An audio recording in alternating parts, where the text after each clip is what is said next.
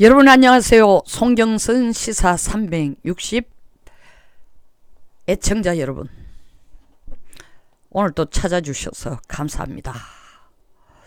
어떻게 유시민 노무현 재단 이사장이 끝까지 입을 다물고 지나갈까 생각했습니다.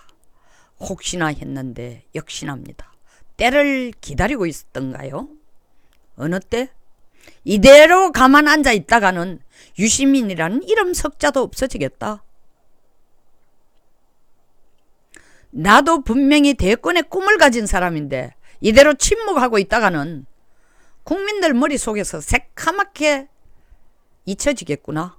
온통 나라가 조국만 기억하고 있다. 좋은 의미든 나쁜 의미든. 정치인은 자기 자신의 부고를 빼고는 다 시끄러운 게, 인구의 회자되는 게 정치 활동의 하나라고 하고 있습니다. 본인 자신은 노무현 재단 이사장을 하면서 나는 정치에 관심이 없다 하지만 세상에 누가 그걸 믿습니까? 하는 일거수일투족을 보면은 참말로 정교하게 계산된 정치행동들을 해왔습니다. 그런데 이런 사람이 입을 다물고 있어서 사태를 보니까 지금쯤 라이언 일병 구하기처럼 조국을 구하는 제스처를 쓰면 효과 만점, 그걸 계산하고 나서는 거예요. 정말 조국을 위해서인지 어떤지는 모르지만 일갈했습니다. 뭐라고? 검찰이 압수수색하는 거는 악당들이 하는 짓이다. 악당들이 자기 원하는 걸 못 얻을 때는 그 가족들을 인질극을 통해서 원하는 걸 받아낸다. 그 윤석열이가 악당 두목이라는 거죠. 그 가족은 조국이라는 거예요. 어떻게 네가 악당이 감히 신성한 조국과 조국 가족들을 이렇게 힘들게 만들고 수사를 할 수 있느냐? 아직까지 인사청문회도 안 한 후보자를 피의자 신문을 바꿨냐? 그뿐 아니에요. 심각한 위법 행위는 없었고 이분 검사 출신이에요. 저는 그렇지 않다고 하는데 뭘 조사를 해봤고 뭘 수사를 해봤는데 위법 행위가 있는지 없는지 결론을 내릴 수 있어요. 또 직접 책임질 도덕적 문제가 드러난 게 하나도 없다. 개도 웃을 얘기입니다. 근데 또 다르게 생각하면 당연한 얘기예요. 왜? 누가 한 얘기예요? 유시민 이사장이 한 얘기야. 자기 자신이 도덕 불감증에 걸렸으니까 자기와 비슷한 혹은 자기보다 더 심각한 도덕 불감증에 걸린 사람이 도덕을 안 지키는지 보이지 않죠. 전혀 비도덕적이지 않다는 거예요. 여러분, 파란 안경을 끼고 보면 밖에 있는 흰 물건도 파랗게 보입니다. 그걸 희다고 하는 사람이 더 웃기는 거야. 이런 사람들한테는. 그러면 자기 한몫한 거예요. 저질 스릴러랍니다. 에? 그 다음 심상정 대표. 며칠 전까지만 해도 뭐라고 얘기했어요? 조국, 우리도 모르겠다. 정말 힘들다. 어떻게 그런 사람을 안 봤는데 갈수록 더 우리가 정말 밀어주기 힘들다. 좀 지켜봐야 되겠다. 그러나 쉽지 않다. 라고 얘기하면서 민주당에게 압박을 가한 겁니다. 야, 빨리 연동형 비례대표제 통과시켜줄 거야, 안 시켜줄 거야? 그거 시켜주면 잘 생각해보고 조국을 법무부 장관 만드는데 찬성해 줄 거고, 그거 안 시켜주면은 조국이란 인품 지금까지 드러낸 거를 보면, 한 짓을 보면은, 야, 이건 정말 도를 넘치는 거다. 우리도 한 소리 해야 되겠다. 이 순진한 언론들은 또 정의당만 쳐다보면서 하는 얘기가, 정의당의 데스노트가 언제 나오냐? 정의당이 야, 저승사자로서 저놈은 이번에 지옥으로 불러와야 할 놈 하고 딱 찍으니까 청문회 할 때마다 데스노트에 이름 석자 올라간 사람들은 다 낙마하더라. 조국이 데스노트에 올라갈 것인가 안 올라갈 것인가? 심상정 대표의 입만 쳐다보고 있었습니다. 심상정 대표가 조국 안 되겠구만 할 때는 조국을 진짜 떨어뜨리려고 하는 게 아니라 연동형 비례대표제, 민주당 니 살고 싶거들랑 협조해. 너 지금 이 정계특위 문제에 있어서는 정의당에 이중대 안 하면 너도 못 살아나. 이 압력을 넣은 거 얻었습니다. 그리고 나서 그게 어제 통과됐잖아요. 통과되니까 이 지금 법사위로 이미 그게 법으로서 이제 모양을 갖추어 갑니다. 법으로 완전하게 되려면 국회 본회의장에서 땅 돼야 되지만 심사시간 어쩌고 저쩌고 어쨌든 11월 말쯤에는 이게 본격적으로 연동형 비례대표제를 되느냐 안 되느냐가 결정이 될 겁니다. 그래놓고 한 소리가 뭡니까? 윤석열이가 하는 압수수색은 명백한 정책이다. 이 얘기는 뭡니까? 조국한테 그러지 마. 너 조국한테 그러면 그렇게 하면 안 돼. 조국이 내가 통과시켜주고 민주당이 통과시키면 조국이 너의 상사인데 너 정치적으로 책임 따르는 거야. 너 목 날라가는 거야. 위협을 하고 있어요. 자, 조국을 옹호하는 전사대 4인방 중에 세 번째, 정치 검찰의 기득권 지키기 위한 의도였다면 가혹한 비난에 직면할 것이다. 여당 원내대표 이인영 대표가 한 얘기입니다. 이 무슨 얘기냐?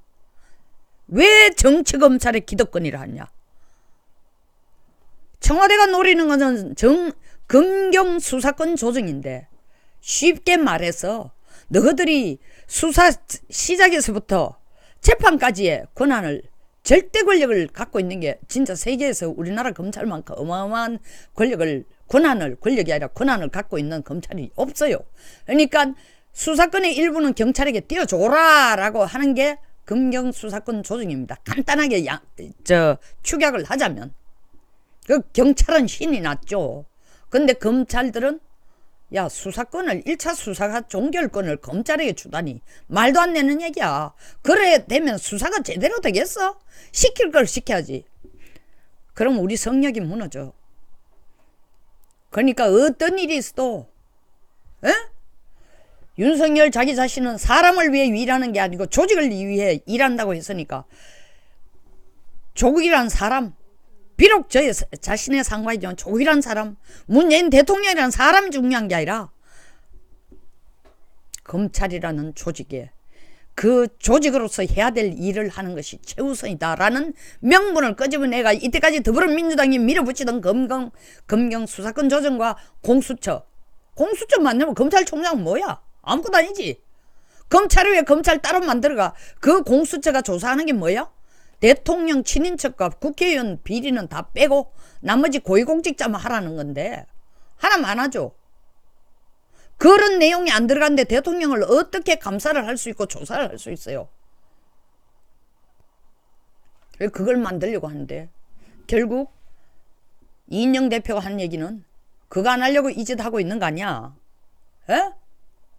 검찰개혁 벌써 물 건너갔다는 메시지를 우리한테 줄 모양인데 그렇게 호락호락한 거 아니야.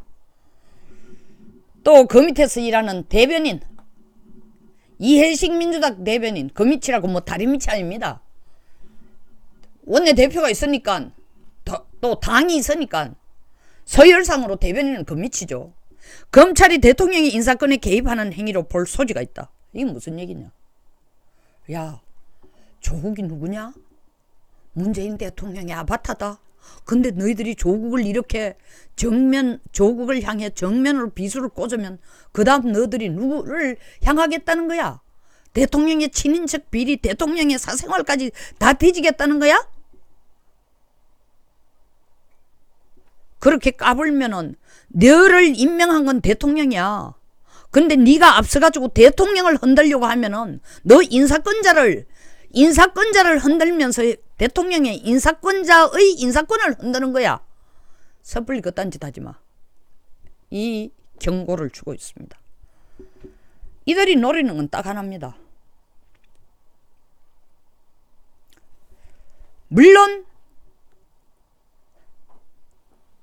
국회에서 총선에서 이겼어. 개헌 저지선을 지금 말하는 이 단체들이 중심이 돼가 이 사람들이 핵심이 돼서 만들어내자는 겁니다. 그래야 연방제 통일로 갈 수 있으니까.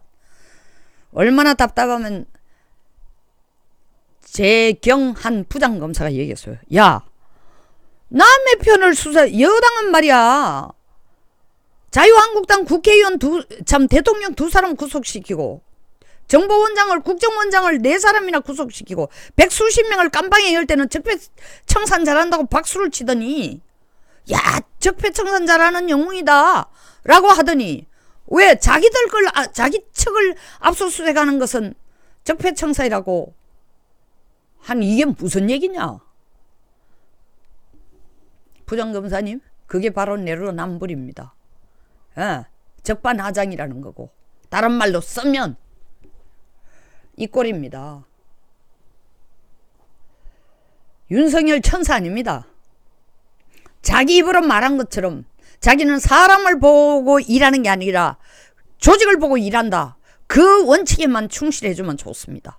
그러나 그 조직이라는 게 검찰의 이익을 위한 너무 이기적인 검찰이라는 조직에 한계된 게 아니고 대한민국의 법치주의를 지키는 대통령의 침을 흘리고 대통령의 인사권을 쳐다보고 딸랑딸랑하는 개가 아니라 국민들을 제대로 지켜주는 충견이 되는 것. 그것이 바로 법치주의의 시발점이고 법치주의의 완성입니다. 국회의원들 법 만들면 뭐합니까? 만드는 일만 해요. 그 법을 어떻게 적용하느냐. 어제 대법원 한번 보세요. 박근혜 대통령, 이재용 부회장 판결 내린 꼴을 한번 보세요. 이 뭐 고무줄이에요. 뭐예요? 어떤 데는 병합해가지고 한꺼번에 재판을 해놨다가 또 이제 와가는 그건 병합하면 안 되고 하나하나 나눠가지고 해야 돼. 살라미 작전을 하자는 거예요. 왜? 박근혜, 이재용, 재계에는 이재용, 정계에는 박근혜를 붙들고 있어야 이재용 필요할 때마다 흔들어 제끼면서 괴로움을 줘야 때에 따라서는 돈은 민주당이 주면서 또 때에 따라서는 노동개혁이 필요하다. 노동자의 개혁이 필요하다는 주사판 주장이 나오면 또 이재용만큼 괴롭히기 좋은 게 어디 있어요. 괴롭히고. 정치권도 마찬가지예요. 뭐 박지원 의원 입에 불이 나도록 떠들었죠. 보수가 깨질 거다. 어떻게? 박근혜가 나왔어. 보수를 깰 거다. 지금 시간표 조정하고 있어. 얘들이.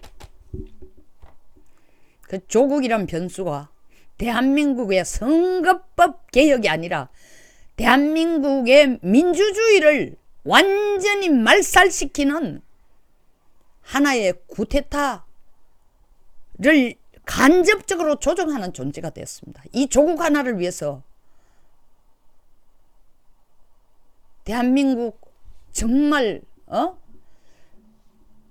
부서지는 난파선의 쥐떼처럼 몰려가지고 조국을 살리기 위해서 대한민국 외교, 대한민국의 민주주의, 대한민국의 선거법 다 뒤집어엎고 있는 겁니다.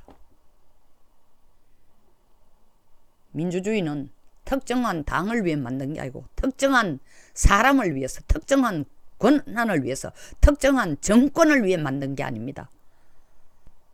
1948년 8월 15일 건국을 시작하면서 민주주의는 재헌국회와 함께 이 나라의 대한민국의 정체성으로 시작이 된 겁니다. 이념으로 시작된 겁니다. 자유민주주의. 함부로 당신네들 놀이개처럼 가지고 놀았었는데 비례대표 몇 자리를 위해서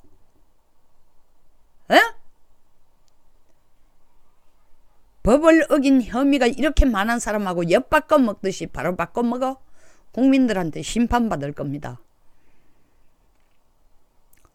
여기서 마치겠습니다. 공감하시면 좋아요. 그리고 구독, 공유를 꼭 부탁드리겠습니다. 감사합니다.